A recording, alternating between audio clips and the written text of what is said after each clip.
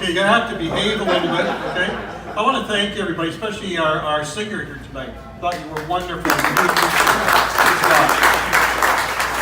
But before I begin, I want to sort of present kind of a picture of the changes that are taking place. And I'm going to be talking about change in the community because there are a lot of things happening, a lot of demands of municipalities, things that are making us move in different directions we've never seen before. The first thing I think is, first of all, to talk about the city across the community and what is happening. And what is happening is we have a great city. We have a city on the river. We have development coming in like Gaslight downtown. We have a pedestrian bridge. We have a new digital library coming in. And if you go up Highway 24, we got Rafi Jewelers that should be in New York, but's decided to put his enterprise here with his Rolex watches. We have the rebirth, really, of the Cambridge Center. And up in the Preston area, we have $70 million worth of road work that we've done so that we can now start doing other things to build on top of that. And of course in Hespeler, it's the Scott Higgins and all the development that he's done to make that work so well. And you know, we're doing well. We have the lowest unemployment rates in 18 years. We have new business coming into this community.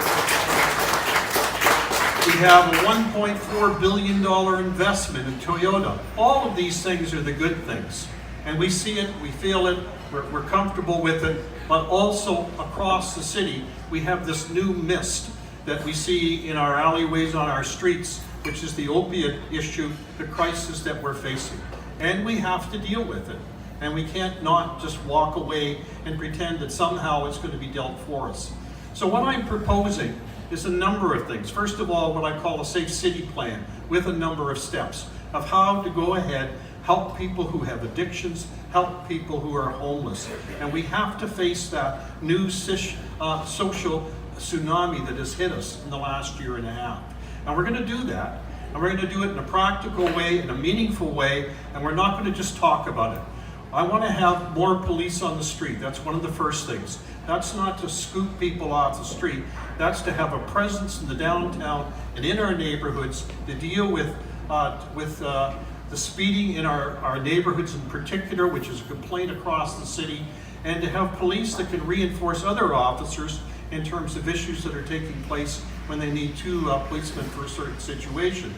We also need, as a practical thing to move on, that's something we can do. And that will be next year in the budget, the regional budget will be pushing for that. We're an underserviced area when it comes to policing. And Police Chief Larkin has alluded to that and made it very clear.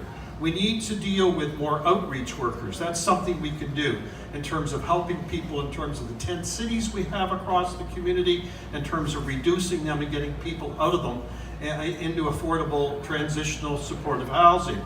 We need to keep the bylaw in place, the bylaw that bans safe injection sites. Not that we don't care about people, but if we're going to have safe injection sites, you need to have the wraparound services that don't exist. And I'm not going to allow them without the wraparound services. I think that's really important. I think the other thing too is the fact that as we go on in all of this, we have the bridges downtown, which has become the target of everything that's wrong, and it's not. We have people there that are supporting these people, that are homeless, that need our help, and we have to find a better home for them. They came to the city and said, we need your help to move, and we're going to help them. We're going to get a better facility for them. I've suggested a communal site selection committee to find a better site, and we're going to build a better building and house people properly and take care of them. So that's one of the things we're going to do. These are the things we are going to do. And these are doable, and we can start them in the fall. The main thing is affordable, supportive housing. And that's the problem, because we don't have enough in the region of Waterloo, and we don't have enough down here. And it's funded by federal and provincial governments.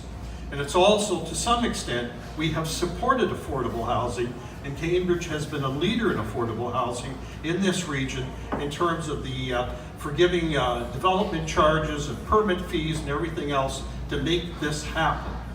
But when we get to a point, and I'm going to be suggesting in the fall that the MPPs, the regional chair, and all the mayors come together and to talk about this issue, and everybody is going to have to put on the table what they can offer and what they can give us.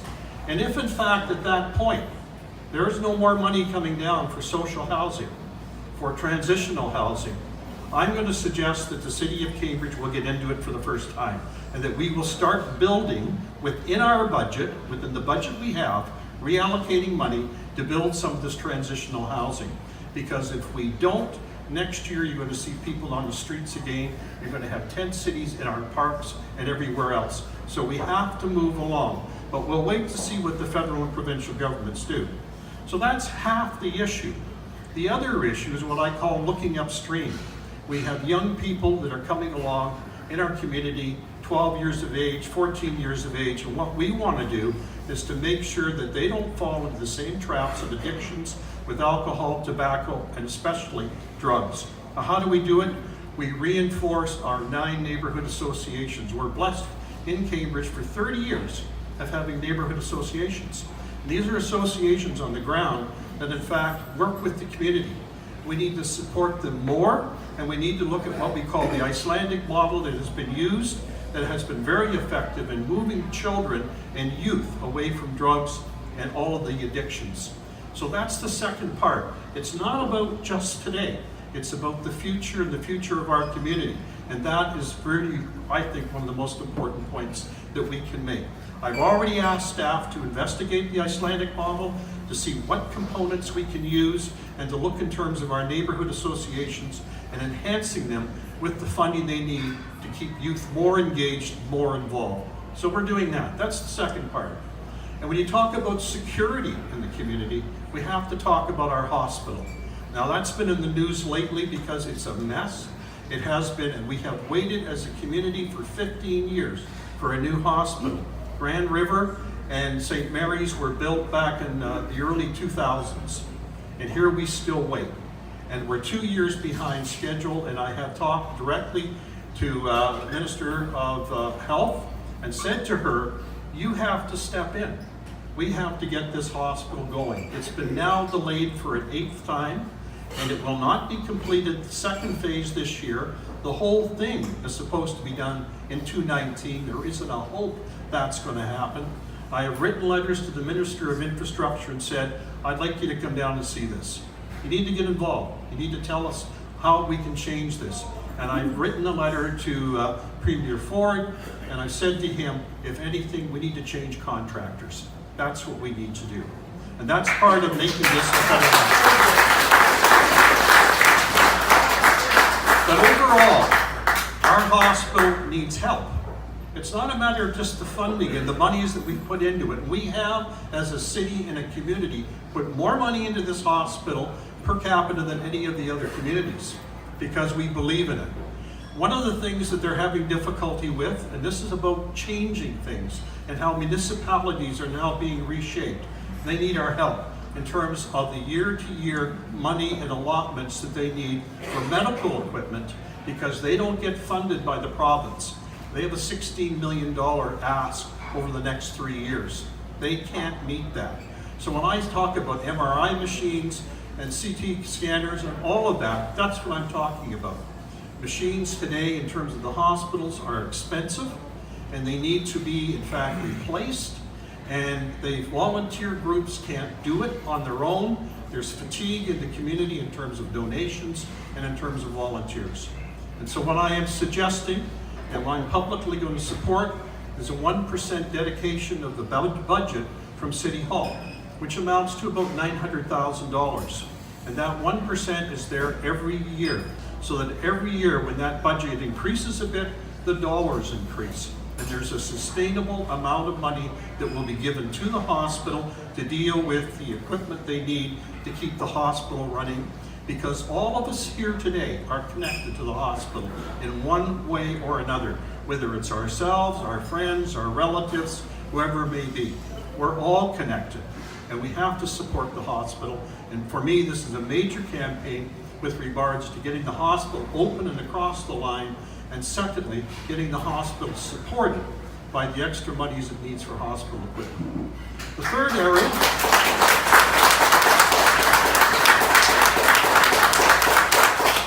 third area, of course, is our GO train situation, which has been going on for over a decade.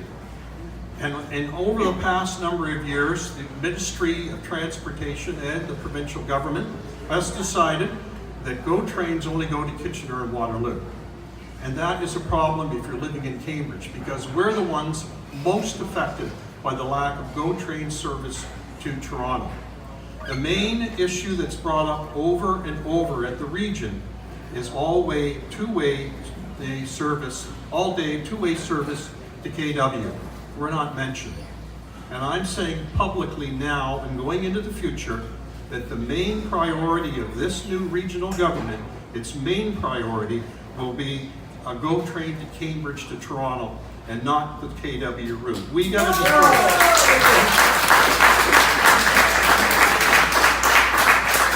I have great hope for this because we have a new government. And we have to realize with this new government we can work in a better way. And I think there is the hope for all of us. The LRT is not our issue right now. That's 10 to 15, if not 20 years out. We'll figure out the route, that's fine. We'll settle people down. We've done that for most of the Preston area that is concerned.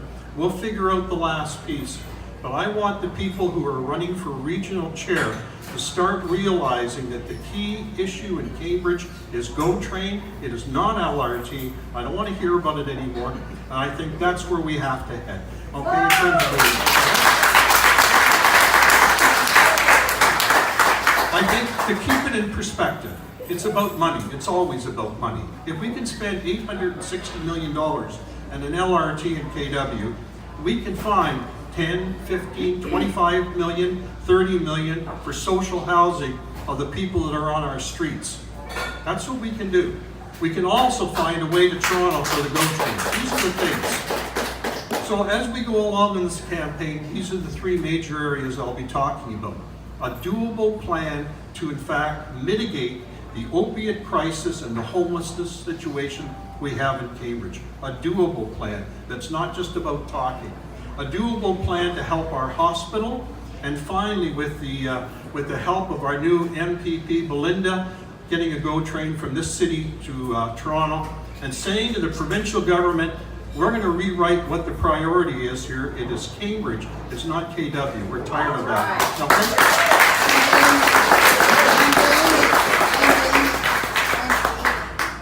And Amy too. I know them both. They're a little younger than me. And anyways, they're wonderful. I find, with the new MPPs, like to say this, very engaging, easy to talk to, easy to work with, and committed. And with Belinda in particular, she understands we are not the poor cousin south of the 401, and that's got to stop. Wow. Okay? So ladies and gentlemen, I want to thank everybody. I'm going out on this campaign. I'm more animated than I've been in years. And we're going out in this campaign to win it. We're going to win it for Cambridge. We're going to steadfastly stand in terms of the things we believe, which is a Cambridge first issue in terms of GO trains, of fixing our problems within our community. And if people won't help us, we'll do it on our own, and we'll do it to the satisfaction and to the betterment and to a better quality of life for everybody. Thank you.